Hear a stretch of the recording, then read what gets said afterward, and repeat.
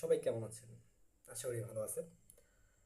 বর্তমানে বাংলাদেশের পরিপ্রেক্ষি অনুযায়ী যা দেখতেছি, গত কালকে 10 আগস্ট 2025 এসএসসি 2026 ব্যাচের রেজাল্ট পাবলিশ হয়। পাবলিশ হওয়ার পরে সে জায়গায় মোট পাশের হার ছিল হচ্ছে যে 9টি বোর্ডে, আমরা 9টি যে জেনারেল বোর্ড, ওই 9টি বোর্ডে পাশের হার ছিল 64.05%। অ্যান্ড কারিগরি অ্যান্ড মাদ্রাসা বোর্ড সহ ছিল যে টোটাল 62.25% পাশের হার।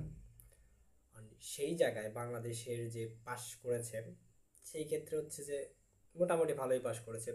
টোটাল যদি হয় 64.05%, একটা ভালো পাস করেছে। তারপরও যে বর্তমানে ফেসবুকে হচ্ছে যে অনেক কিছু দেখতেছি যে জিপিএ যখন পায় নাই, জিপিএ 5 যখন পায় নাই, এই জিপিএ 5-এর জন্য হচ্ছে যে একটা মেয়ে তার মার শাড়ি দিয়ে গলায় দড়ি দিয়ে মারা গেছে। অ্যান্ড তাছাড়া যেই বিষয়টা আসলে ঘটেছে, এটা তো আমরা কাম্য না, তার থেকে আমরা এটা আশা করি নাই কখনো।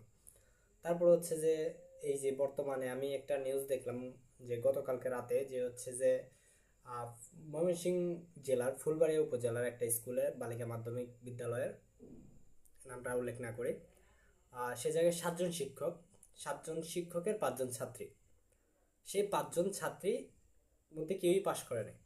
তাহলে আমাদের শিক্ষা ব্যবস্থা আজ কোথায় যায় দাঁড়াইছে? যে 5জনের মধ্যে কেউই পাশ করে নাই, কিন্তু তাদেরকে গাইড দেওয়ার জন্য 7জন আছে। তাহলে এই ব্যর্থতাটা কার?